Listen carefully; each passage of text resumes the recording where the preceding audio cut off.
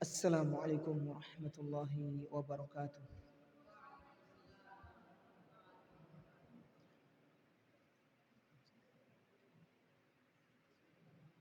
إن الحمد لله نحمده ونستعينه ونستغفره ونعوذ بالله من شرور أنفسنا وسيئات أعمالنا.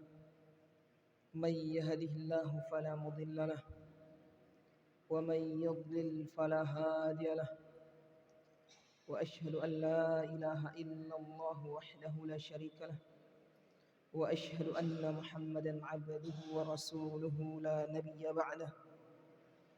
سبحانك لا علم لنا إلا ما علمتنا إنك أنت العليم الحكيم. اللهم علمنا ما ينفعنا وانفعنا بما علمتنا وزدنا علما نافعا وعملا صالحا يا رب العالمين. Baik ya ikhwah dan akhwat sekalian, azani Allah wa iyyakum. Kembali kita dipertemukan lagi oleh Allah Subhanahu wa taala untuk melanjutkan kajian kita membaca kitab Syurutus Shalah. Dan saya ingatkan kembali bahwasanya nikmat menuntut ilmu, hadir di majelis ilmu adalah nikmat yang sangat besar. Perlu kita ketahui bersama para ikhwan dan akhwat semua, fisik kita diciptakan oleh Allah Subhanahu wa taala, atau diri kita ini diciptakan oleh Allah Subhanahu wa taala, masing-masing memiliki makanan,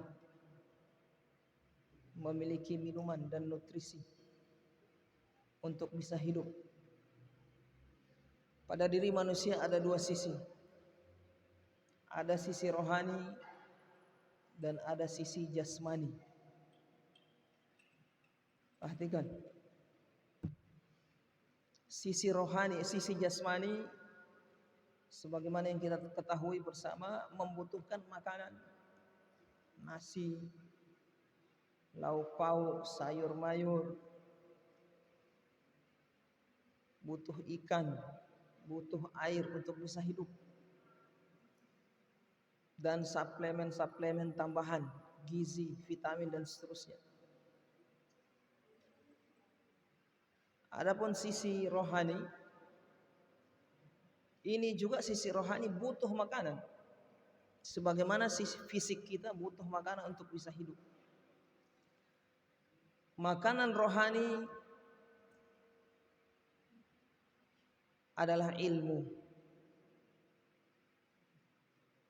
Makanya orang yang tidak pernah belajar ilmu agama, hatinya mati, rohaninya mati. Walaupun kita secara kasat mata kita lihat dia berjalan di muka bumi ini, mondar-mandir kerja, cari nafkah, namun dia disebut dengan bangkai yang berjalan. Kenapa? Karena rohnya mati, tidak makan.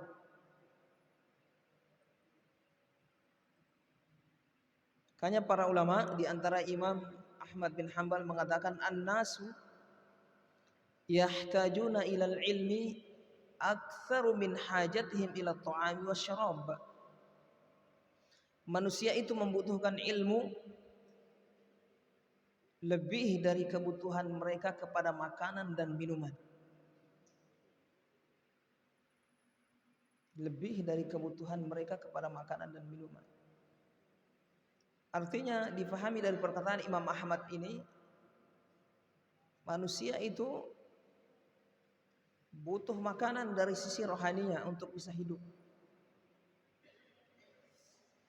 Alhamdulillah, bersyukur kepada Allah Subhanahu wa taala, mereka para ikhwan akhwat siapa saja yang di luar sana atau di dalam sini pondok yang mengupayakan dirinya menghadiri majelis, mendengarkan kajian, tausiah, mempelajari ilmu agama, Karena dengan itu hati bisa hidup. Kalau tidak akan mati gersang. Makanya Allah Subhanahu wa taala mewajibkan bagi kita umat Islam untuk melaksanakan sholat Jumat. Kenapa? Karena di dalam Jumat itu ada khutbah. Khutbah apa? Isinya nasihat. Walaupun dalam sepekan sekali. Harus ada nasihat, peringatan, arahan, ajakan untuk berbuat kebaikan, amar ma'ruf nahi mungkar, mengingatkan akhirat, mengingatkan tentang kebesaran Allah, mengingatkan tentang bahwasanya perbuatannya akan dibalas di akhirat kelak. Itu semua kita dengarkan di khutbah-khutbah setiap Jumat. Itu alasan kenapa Allah Subhanahu wa taala mewajibkan kepada seluruh kaum muslimin untuk menghadiri sholat Jumat, karena di dalamnya termasuk di antaranya ada nasihat, ada tausiah.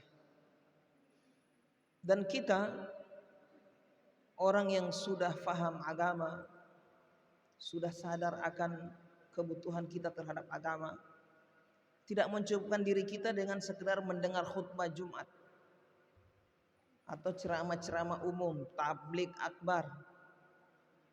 Tapi kita tambah dengan mendatangi, menghadiri majelis-majelis yang diadakan setiap pekan, setiap hari di tempat-tempat terdekat kita. Yang demikian itu agar hati kita ini bisa hidup, bisa sehat. Hidup saja alhamdulillah, sehat lebih bagus. Karena kehidupan hati itu ada dua macam. Ada yang hidup saja tapi terlunta-lunta, ada yang hidup sehat.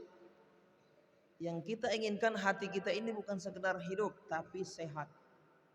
Maka kita tambah dengan banyak mendengarkan arahan, nasihat, tausiah, kajian-kajian supaya hati hidup. Tapi mungkin ada di antara kita yang bertanya, apa perkara yang bisa merusak hati itu? Ketika ilmu masuk, maka penyakit itu akan hilang, akan sembuh dari hati kita. Apa yang kita upayakan untuk bisa sembuh atau hilang atau sesuatu yang akan merusak hati kita? Yang merusak hati rohani kita ada dua. Yang pertama syubhat, yang kedua apa? Syahwat. Ini dua penyakit yang berbahaya. Syubhat dan syahwat. Syubhat berkaitan dengan pemikiran, keyakinan. Syahwat berkaitan dengan keinginan, nafsu. Dengan ilmu maka syubhat akan terkikis. Karena syubhat ini ujung-ujungnya adalah ragu, membuat orang ragu dari agama Islam. Ragu ujung-ujungnya kafir, tersesat atau kafir. Kalau syahwat ujung-ujungnya fasik. Fasik, senang melakukan dosa, senang maksiat, senang mencuri, senang berzina, senang merokok, nonton film porno. Ini syahwat, penyakit. Orang yang senang dengan melakukan dosa ini berarti dia terjangkit penyakit apa? Syahwat. Ngintip misalnya, yang tidak halal. Ngintip yang halal bisa Ustaz? Ya bisa. Ngintip istri sendiri boleh. Kalau istri orang lain haram.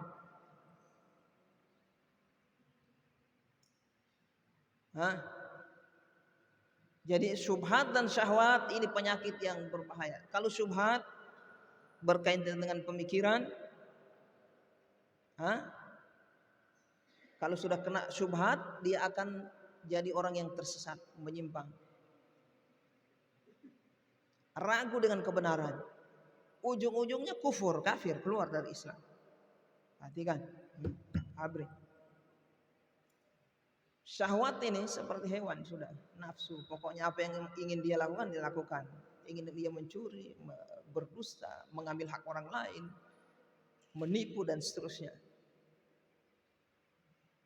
Korupsi dan seterusnya, ini syahwat. Nah, ilmu yang kita pelajari untuk mengikis, mengobati dua penyakit ini, menghilangkan syubhat dan syahwat. Syubhat dan syahwat, dua penyakit ini yang akan merusak rohani seseorang. Perhatikan, jangan ngobrol sendiri. Perhatikan.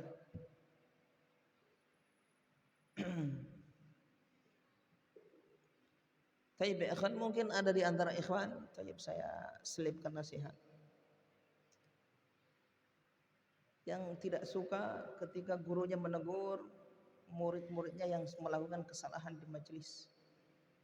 Ini kalau saya perhatikan termasuk guru yang tidak amanah. Karena guru bukan hanya sekedar bagaimana dia materi dia sampaikan, bagaimana bisa saya ini ceramah, saya nyampaikan, enggak. Tapi bagaimana dia mendidik murid-muridnya kalau melakukan kesalahan di majelis, dia tegur. Tegur, ngobrol, nah ini tegur. Perhatikan. Kita tidak terlalu fokus kita bagaimana santri yang ada di pondok sini bisa terdidik, bisa menjadi orang yang beradab. Bukan cuma hafal Al-Quran, hafal hadis, tapi beradab. Dimulai dari majelis. Majelis ini kalian terdidik bagus, duduknya bagus, mendengar bagus, insya Allah akan merembet pada akhlak-akhlak yang lainnya. Makanya saya tidak biarkan kalian, saya sering tegur. Dijaga duduknya, terus jangan ngobrol dengan teman-temannya, supaya ilmu kalian berkah. Siapapun guru kalian seperti itu. Tapi kadang ada guru yang tidak terlalu perhatian dengan itu. Yang penting saya ngasih materi. Ini kurang bagus. Taib. Kalian beruntung ada guru-guru yang masih menegur kalian ketika melakukan kesalahan di majelis. Taib, kita lanjutkan. Jadi penyakit ini harus kita sembuhkan dengan ilmu, syubhat dan syahwat. Makanya kalau kita terus belajar akan terkikis syubhat yang ada di kepala, kesesatan demi kesesatan, karena kita ini tidak bisa kita mengaku bahwasanya kita ini sudah 100% di atas kebenaran, 100% di atas kebenaran. Tidak bisa, tetap ada kesesatan sedikit atau banyak, seiring dengan perjalanan kita waktu belajar di zaman dahulu sebelum kita mengenal manhaj salaf. Nah, itu yang akan kita kikis dengan mempelajari Al-Quran, mempelajari ilmu, belajar akidah, fikih, hadis, tafsir, sirah nabawiyah dan seterusnya, supaya terkikis tadi kesesatan. Kalau kesesatan ini terkikis, akan terbuka pintu yang namanya keyakinan, hilang ragu, yakin muncul. Yakin kita. Kemudian juga akan terkikis syahwat. Kita akan senang berbuat kebaikan dan akan benci berbuat keburukan. Dengan ilmu-ilmu yang kita pelajari terus menerus ini. Itu buahnya ya ikhwan. Coba antum perhatikan. Ketika belum belajar ilmu agama, mau halal mau haram sapu. Tidak peduli, yang penting dapat poin, dapat untung. Enggak. Tapi alhamdulillah dengan Allah beri hidayah, kita ini senang dengan kebaikan, datang di majelis dengar pengarahan ilmu, alhamdulillah terbuka semua. Ini sudah ada manfaatnya. Bersyukur, kita syukuri kepada Allah, ini sebagai suatu nikmat yang besar, yang dimana saudara-saudara kita yang lainnya belum dapat nikmat yang besar ini. masih bergelimang dalam dosa, bergelimang dalam kesyirikan, ada yang maksiat terus menerus, kerjanya mikir dunia, ada kerjanya mikir dosa terus, artinya mikir dosa ini senang berbuat dosa, tidak suka berbuat kebaikan. Ada yang seperti itu. Alhamdulillah, kita bersyukur kepada Allah Subhanahu wa taala. Thayyib.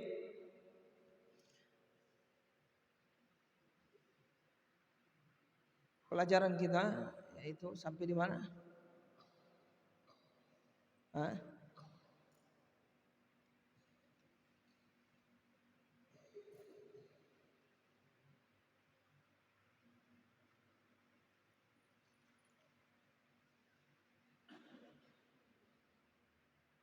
Alhamdulillah selesai rukun sholat, ya kan?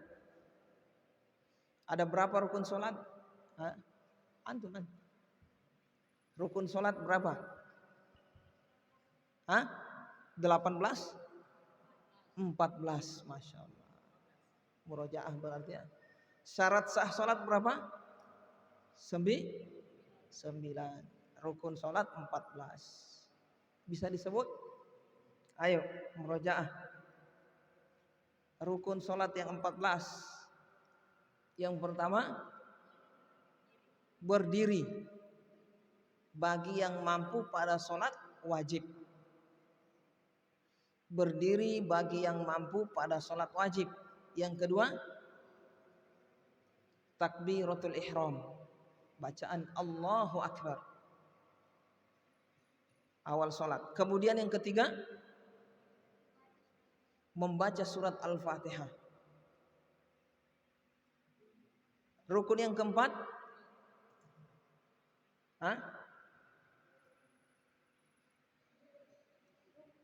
ruku. Iya. Yang keempat ruku. Ayo, siapa yang masih ingat? Yang keempat ruku. Yang kelima, bangkit dari ruku. Yang kelima, bangkit dari ruku. Yang keenam, sujud di atas anggota tubuh yang 7. Apa itu yang 7? Jidat dan hidung 1, 2 tangan, 2 lutut, dan 2 kaki. 7 semua. Semuanya harus menempel di lantai. Kalau ada yang terangkat tidak sah. Ingat, hidungnya antum juga harus kena di lantai saat sujud. Kemudian yang ketujuh apa? I'tidal, bangkit dari sujud. Bangkit dari sujud. Rukun yang ke-7. Kemudian rukun ke-8, duduk di antara 2 sujud. Duduk di antara 2 sujud. Kemudian yang ke-9, tumakninah di antara rukun. Jadi rukun yang tadi itu harus tumakninah kita di situ. Kalau tidak sampai tumakninah tidak sah. Misalnya waktu dia ruku belum sempurna, langsung dia berdiri dari ruku, bangkit dari ruku, maka tidak sah rukunya. Begitu juga sujud. Belum sempurna sujud, langsung bangkit dari sujud, tidak sah. Pemandangan ini bisa kita lihat di saat bulan Ramadan. Di masjid-masjid yang melaksanakan sholat tarawih berjamaah itu, yang laju-laju itu tidak tumakninah itu. Belum sempurna rukuknya langsung bangkit, belum sempurna sujudnya bangkit, belum sempurna berdiri bahkan langsung sujud lagi. Tidak tumakninah, ini tidak sah. Kemudian rukun yang ke-10 apa? Tertib. Berdiri dulu baru ruku, bangkit dari ruku, baru sujud, bangkit dari sujud, tertib. Kemudian yang ke-11, tasyahud akhir. Yang ke-12, duduknya, duduk tasyahud akhir. Jadi duduknya tasyahud akhir itu rukun juga, rukun tersendiri dari bacaan tasyahud akhir, at-tahiyatu dan seterusnya. Kemudian yang ke-13, membaca sholawat. Di mana dibaca sholawat ini? di tasyahud akhir. Tasyahud akhir. Kemudian 14 membaca 2 salam. Membaca 2 salam. Nah, itu rukun. Harus diketahui. Nah, apa manfaat kita mengetahui rukun yang 14 ini? Nanti kalau terjadi kesalahan di dalam sholat, dari sini kita apa yang harus kita lakukan? Ada rinciannya. Misalnya ketika sholat lupa ruku, setelah dia membaca surat Al-Fatihah langsung sujud. Namanya manusia kadang lupa. Setelah sujud dia bangkit dari sujud, sujud lagi. Nah, apa yang dia lakukan ketika dia ingat saat dia ketika sujud? Tadi saya ternyata belum ruku. Nah, apakah gugur rukuknya atau dia harus lakukan lagi? Kaidah kita kalau rukun tidak gugur. Rukun itu lupa sengaja tidak gugur. Walaupun lupa tidak gugur. Berarti kalau kita ingat saat ruku, saat sujud, kita harus bangkit lagi untuk ruku.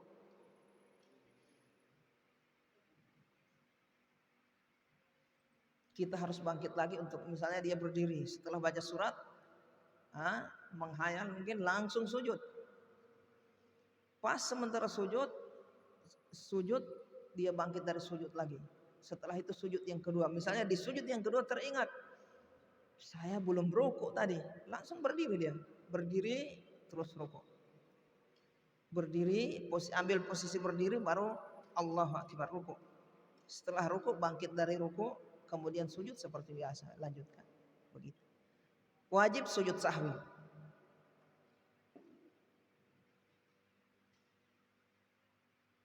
Itu kalau rukun. Tapi kalau yang wajib nanti beliau akan sebutkan perkara yang wajib ada berapa. Yang wajib kalau lupa gugur. Contohnya yang wajib apa kemarin? Tasyahud awal. Tasyahud awal perkara wajib, bukan rukun. Makanya kalau orang lupa tasyahud awal, begitu di rakaat yang kedua harusnya dia tasyahud awal, ini dia langsung berdiri. Pas dia tegak berdiri sudah baca surat lupa, astagfirullah belum tasyahud awal saya. Apa dia harus tasyahud awal? Tidak. Tasyahud awalnya gugur. Tapi dia harus tutupi dengan sujud sahwi. Jadi ini bedanya rukun dengan perkara yang wajib di dalam sholat. Rukun lebih ditekankan kewajibannya, kalau wajib lebih di bawah sedikit. Makanya ketika lupa yang wajib ini menjadi gugur, yang rukun tidak. Mari kita baca penjelasan dari Syekh Muhammad bin Abdul Wahhab tentang masing-masing rukun yang 14 ini. Ar-ruknul awwalu, kata beliau rahimahullahu ta'ala, rukun yang pertama al-qiyamu ma'al qudrah. Berdiri jika mampu pada sholat yang wajib. Berdiri jika mampu pada sholat yang wajib. Pada sholat sunnah tidak rukun, tidak wajib berdiri. Wa dalilu qauluhu ta'ala, dalilnya adalah firman Allah Ta'ala di dalam Al-Quran.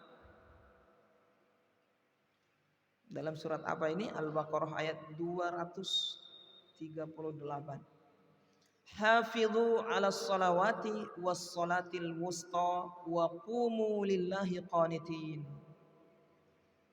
Hafidhu, jagalah, 'alas salawat, salat-salat. Jagalah seluruh salat-salat kalian. Was salatil wusta, dan salat wusta.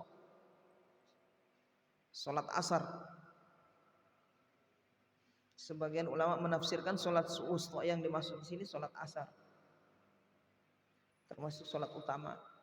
Jadi salat yang paling utama dari yang 5 itu subuh dengan asar.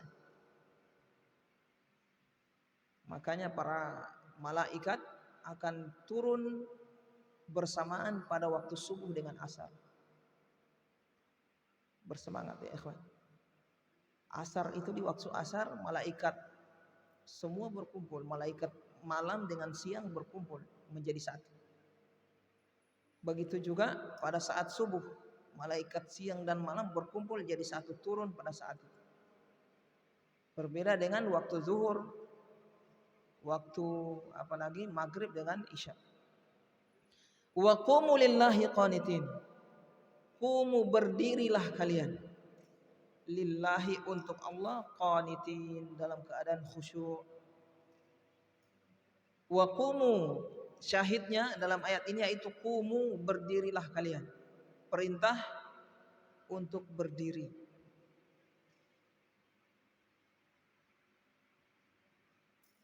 Ini dalilnya. Kemudian atsani yang kedua, rukun yang kedua.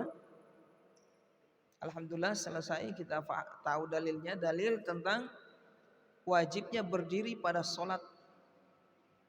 Wajibnya berdiri pada solat. Yang dimaksud sini solat wajib. Atsani yang kedua takbiratul ihram. Rukun yang kedua takbiratul ihram. Wa dalilu hadithu tahrimuha takbiru wa tahliluha taslimu. Dalilnya adalah hadis tahrimuha takbir.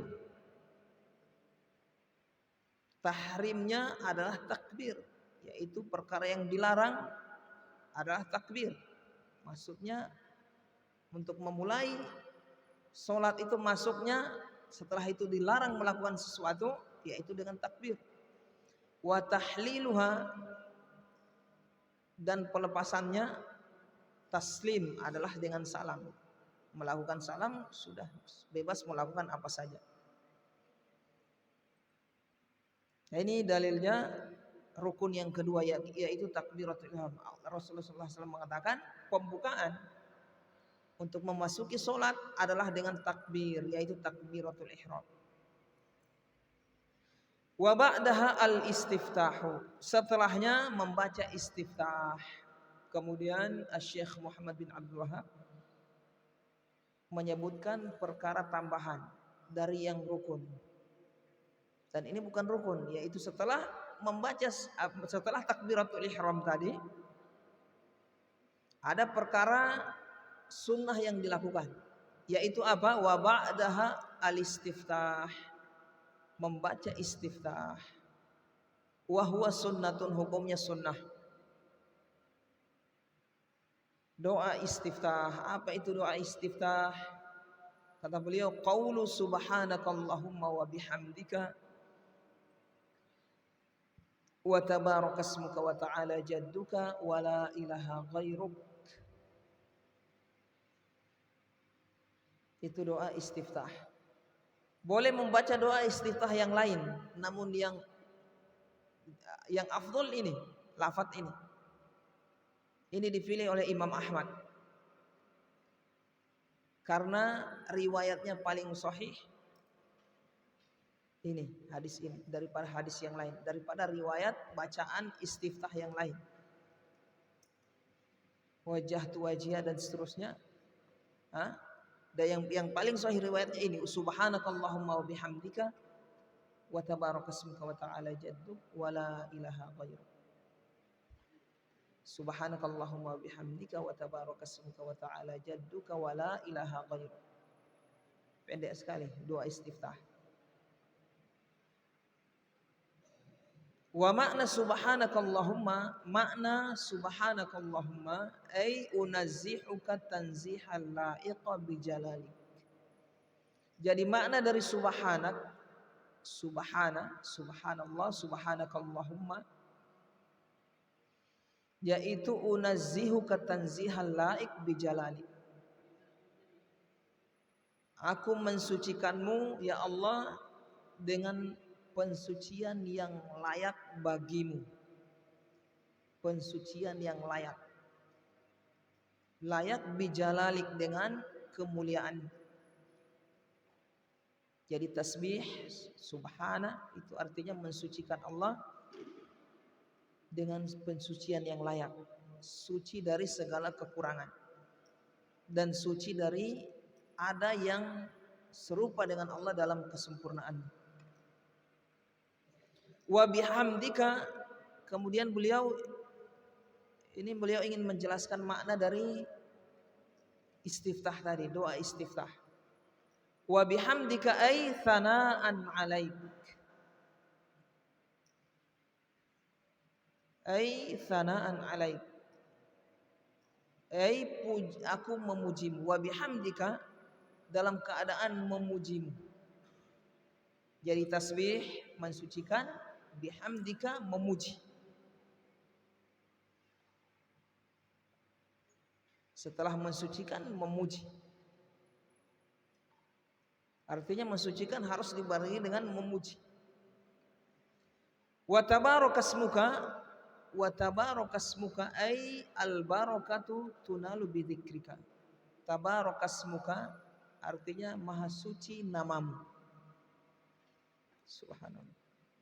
Kalau kita lihat ya ikhwan dan akhwat semua yang dirahmati Allah, seluruh lafaz-lafaz, hampir seluruh lafaz-lafaz zikir itu isinya pujian untuk Allah.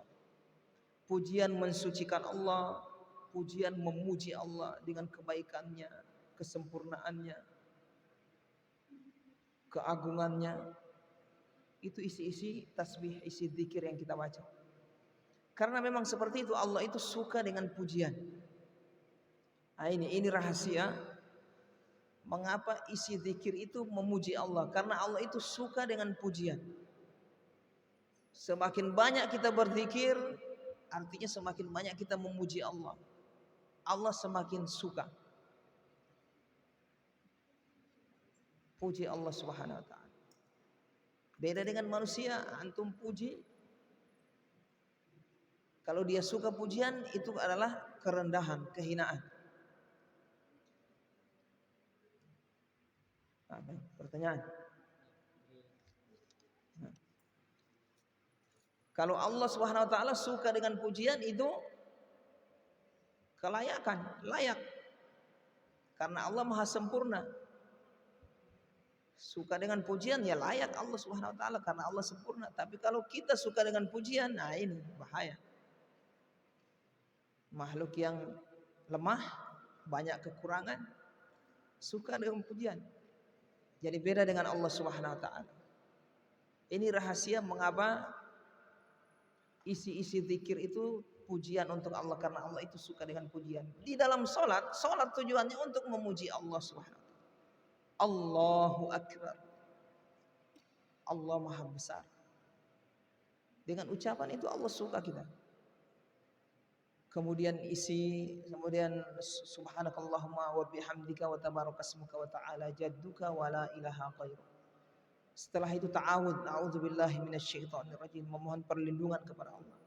Setelah itu membaca basmalah, bismillahirrahmanirrahim. Setelah itu Al-Fatihah.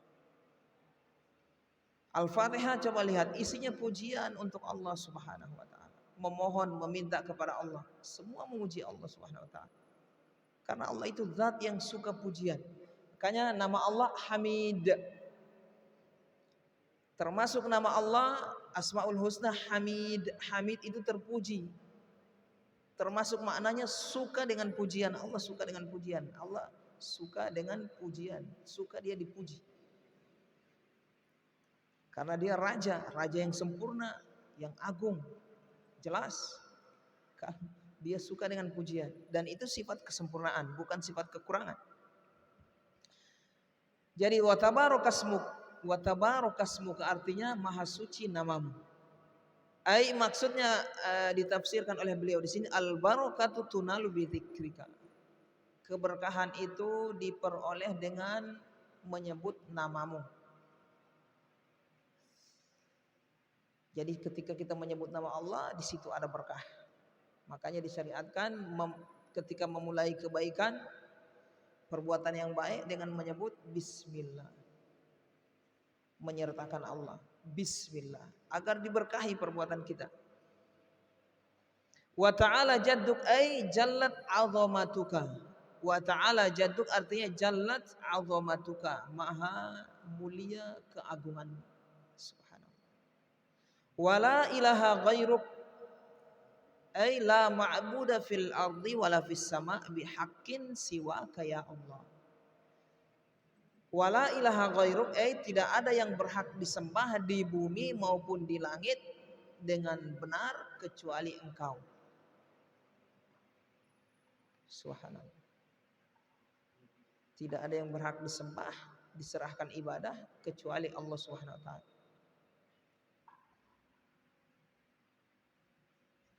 Nah, ini makna dari doa istiftah. Tidak memakan berapa menit dihafalnya. Subhanakallahumma wa bihamdika wa tabarakasmuka wa ta'ala jadduka wa la ilaha ghairuk. Sudah.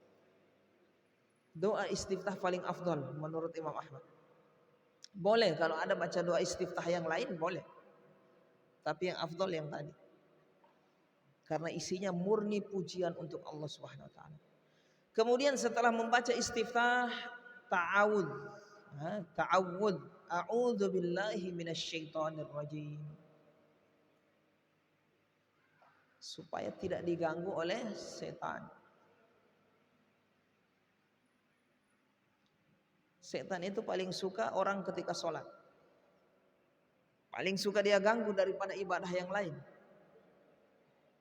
Lebih bersemangat dia mengganggu orang sholat daripada orang sedang berzikir, sedang duduk di majelis, sedang berinfak, sedang ibadah-ibadah yang lain. Dia lebih senang mengganggu orang sholat supaya tidak khusyuk. Ya, disebutkan dalam riwayat Muslim, setan itu ketika azan dikumandangkan dia lari. Disebutkan dalam riwayat walahu durat, lari sampai terkentut-kentut setan itu ketika azan dikumandangkan. Namun setelah azan dikumandangkan dia datang lagi. Pas seseorang sholat datang dia mengganggu. Disebutkan dalam riwayat Muslim, setan itu ketika orang sholat dia datang mengganggu, membisikkan uzkur kada, uzkur kada, uzkur kada, ingat ini, ingat ini, ingat ini. Lihat saja orang kalau di dalam sholat, sebelum sholat belum ada yang diingat. Begitu sholat sudah ingat kunci motor, kunci mobil, ingat jualan, ingat pelajaran macam-macam. Itu setan itu. Paling suka dia, semangat itu setan untuk mengganggu kita di dalam sholat. Kenapa? Karena dia paling tidak suka kita itu sholat. Sedih itu setan kalau kita itu khusyuk di dalam sholat. Makanya jihad paling besar, termasuk jihad paling besar, jihad melawan hawa nafsu paling besar. Ketika seorang melawan hawa nafsunya, bagaimana dia bisa khusyuk di dalam sholatnya. Kalau dia bisa raih itu khusyuk dari awal sampai akhir, merdeka dia, menang dia melawan setan. Setan paling tidak suka orang berbuat kebaikan, dan kebaikan itu bertingkat-tingkat. Kebaikan amalan soleh, amalan soleh paling tinggi sholat 5 waktu, sholat. Makanya setan paling tidak suka orang sholat, paling benci dia, sedih itu setan. Nah, kita diperintah oleh Allah melakukan sesuatu yang membuat setan sedih. Makanya kalau orang menguap, setan itu ketawa. Menguap, mulutnya terbuka, setan itu tertawa. Senang setan. Nah, kita lawan dengan apa? Kalau kita mau menguap, ditutup mulutnya, jangan dibuka, dibiarkan ternganga-nganga. Nanti masuk lalat, tahu rasa. Ditutup supaya setannya tidak tertawa, senang. Kita lakukan sesuatu yang membuat setan itu marah. Di antaranya kita khusyuk di dalam sholat supaya setan sedih, marah, biar dia. A'udzubillahi minasyaitonirrajim. Aku berlindung kepada Allah dari setan yang terkutuk. Wa makna a'udzu wa altaji wa a'tasimu bika ya Allah minasyaiton. Makna dari a'udzubillahi minasyaitonirrajim yaitu aku berlindung kepadamu ya Allah minasyaiton, dari setan ar-rajim. Rajim al-matrud yang terlempar, al-mub'ad yang terjauhkan, an rahmatillah dari rahmat Allah. Itu makna dari rajim. Jadi rajim artinya minasyaitonir rajim, setan yang rajim. Rajim artinya al-matrud an rahmatillah, yang jauh dari rahmat Allah, yang terusir dari rahmat Allah.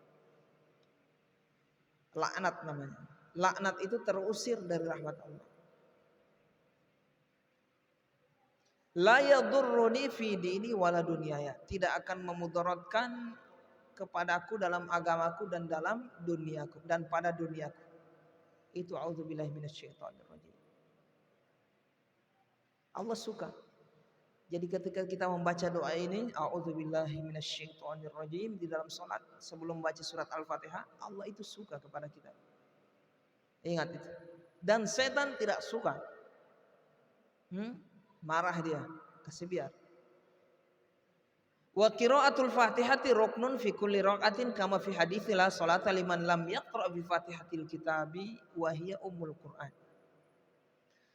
Kemudian rukun yang berikutnya membaca surat Al-Fatihah. Dia termasuk rukun di setiap rakaat. Jadi tidak sah solat seseorang yang tidak membaca surat Al-Fatihah di setiap rakaat.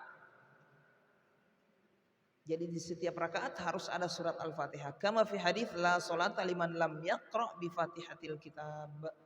Tidak ada solat bagi orang yang tidak membaca surat Al-Fatihah. Dalam riwayat Bukhari ini, tidak ada solat bagi orang yang tidak membaca surat Al-Fatihah. Artinya orang yang tidak baca surat Al-Fatihah di setiap rukun, setiap rakaat tidak sah solat.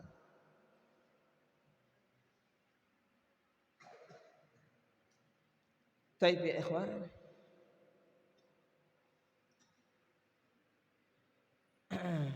Kita baca pertanyaan. Afad Ustaz, bagaimana jika di saat sujud kita tidak sadar membaca doa ruku dan setelah itu kita sadar dan mengganti doanya dengan doa sujud di saat sujud itu juga, apakah ini harus sujud sahwi? Tidak harus sujud sahwi. Sementara sujud dia baca subhana rabbiyal azim, tapi setelah itu sadar, astagfirullah, baru dia baca subhana rabbiyal a'la. Wajib sujud sahwi? Tidak wajib. Karena dia sempat membaca subhana rabbiyal a'la. Kecuali dia tidak baca subhana rabbiyal a'la, baru dia wajib sujud sahwi. Begitu juga sementara ruku, subhana rabbiyal a'la. Bacaan sujud dia baca di ruku. Kalau dia sempat membaca subhana rabbiyal azim di ketika sujud, maka tidak wajib sujud sahwi. Yang jadi masalah dia tidak sempat. Ingatnya nanti setelah bangkit dari ruku. Seperti itu wajib dia sujud sahwi. Misalnya sementara dia ruku, Allahu Akbar. Di ruku dia baca subhana rabbiyal a'la, subhana rabbiyal a'la, subhana rabbiyal a'la. Bangkit dari ruku, sami Allahu liman hamid. Setelah bangkit baru teringat, astagfirullah, saya di ruku tadi tidak baca subhana rabbiyal azim. Wajib sujud sahwi. Tapi waktu di saat sujud dia ingat, dia baca subhana rabbiyal azim, tidak wajib sujud sahwi. Demikian. Yang penting sempat di saat ruku atau sujud itu dia dapatkan bacaan di situ. Dia sempat baca.